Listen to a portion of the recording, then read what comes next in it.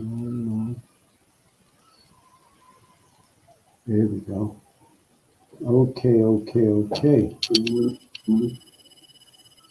Here we go. We got some late bloomers gonna come in, so we're giving everybody a little time to tap on in today. Here we go. We got some late bloomers gonna come in, so we're giving everybody a little time to tap on in today. Here we go. We got some late bloomers gonna come in, so we're giving everybody a little time to tap on in. Here we go. Let me get that echo out of here.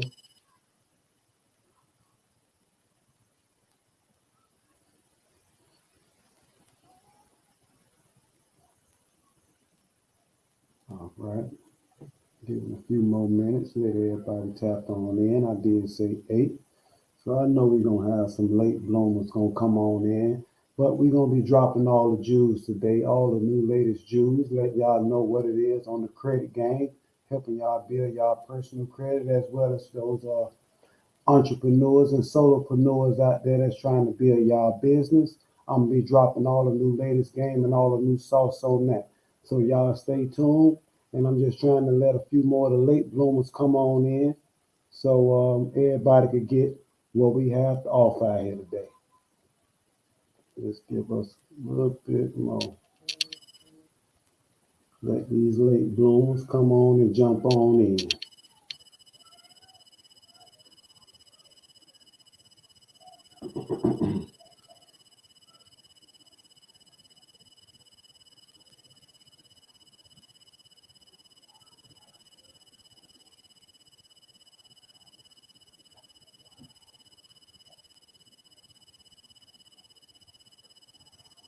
Okay. It's about that time. It's almost about that time to get the ball rolling here. hmm Almost about that time that we get the ball rolling.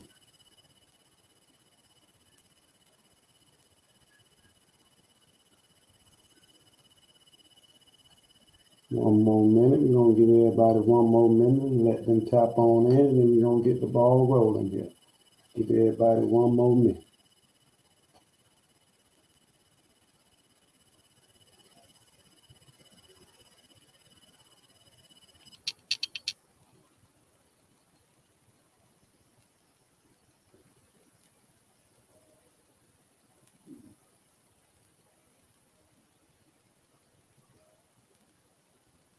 I know it's that good old Easter weekend. Wish everybody a good Easter weekend because I know that's what got everybody held up a little bit today. And I'm going to give them a few more seconds and let everybody come on in.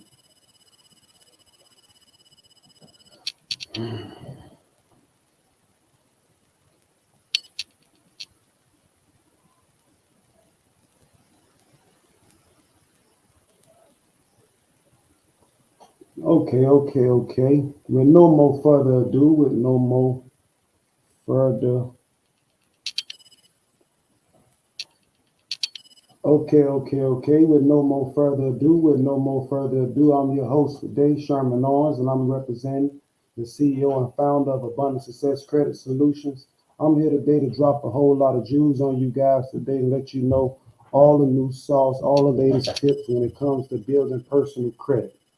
Okay, then before I get into that, let me just give you a little bit of background so you can know who I am and how I have the credentials to be able to present for y'all today.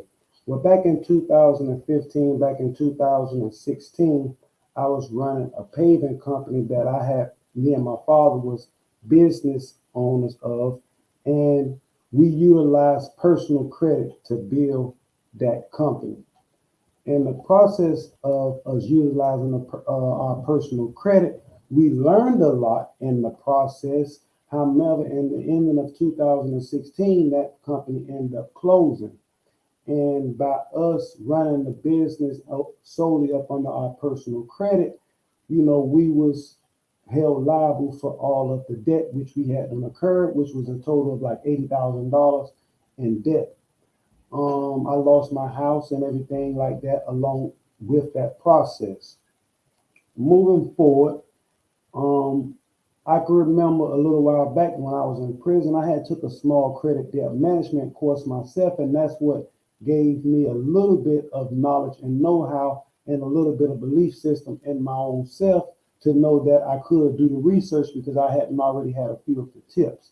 But luckily for me, I was a part of an MLM company. For those of you that don't know, MLM is basically the abbreviations for multi-level marketing. So what I did was, after I had done lost my company, me and my father messed up the credit and stuff like that, dealing with the paving company.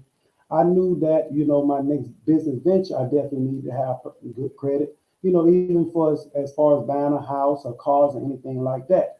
So I hooked up with a multi-level marketing company, and not only did they teach me how to fix my credit, and not only that they fixed my credit for me, they also taught me how to fix my own credit in that process. So with that being said, that's how I learned all the tools. Like I say, I had repossession on my credit. I had, I never had student loans because I ain't never go to college or anything like that.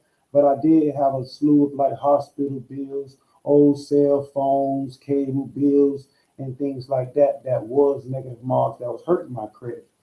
And in that process, I learned how to efficiently, drop my own 609 letters, send in the dispute letters. As far as a lot of people don't even know that just changing a few addresses on your personal credit report can enhance your credit. That I don't seen as much as 70 points on just the removal of some old addresses, phone numbers, or even old employers that was on your credit report. All of those things can help boost your credit.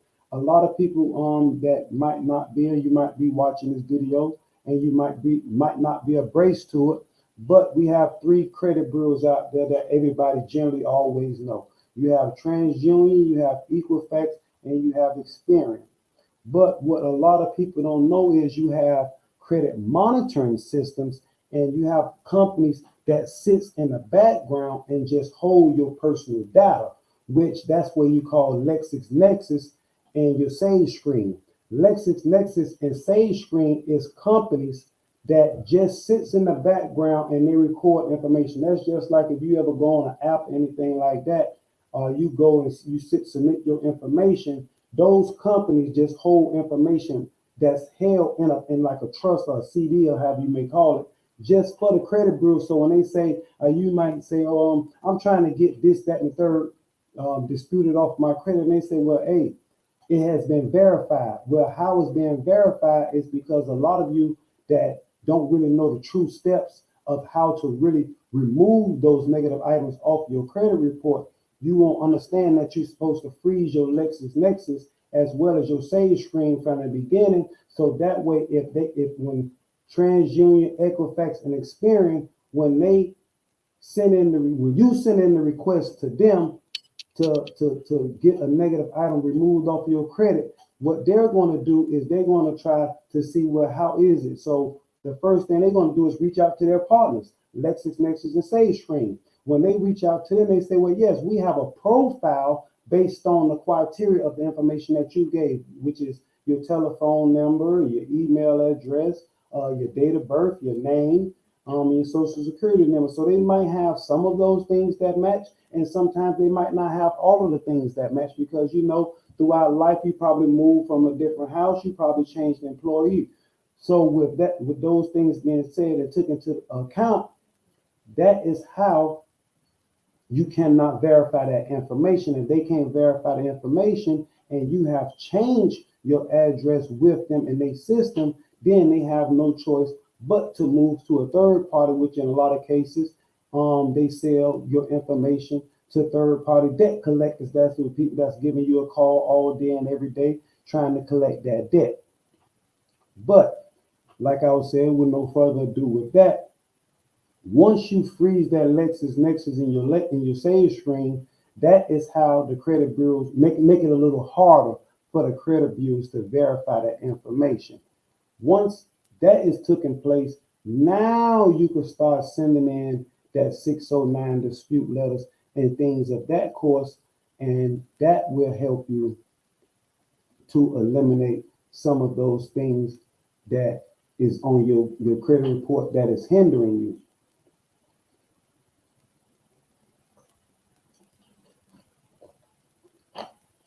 Now, I know in this day and time, sorry for that. I know in this day and time, also a lot of you guys out there, you might have student loan debts and things of that sort. Well, I have a complete student loan kit that breaks down everything that you would generally need on your student loan debt. We also have all of the PDF samples. Let's see if I can share my screen over here. That way I could pull up some of the files and you can go along with me.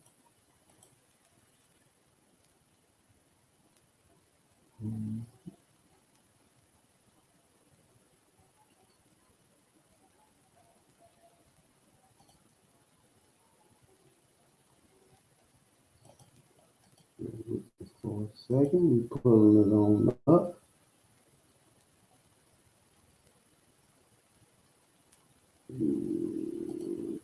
Got it.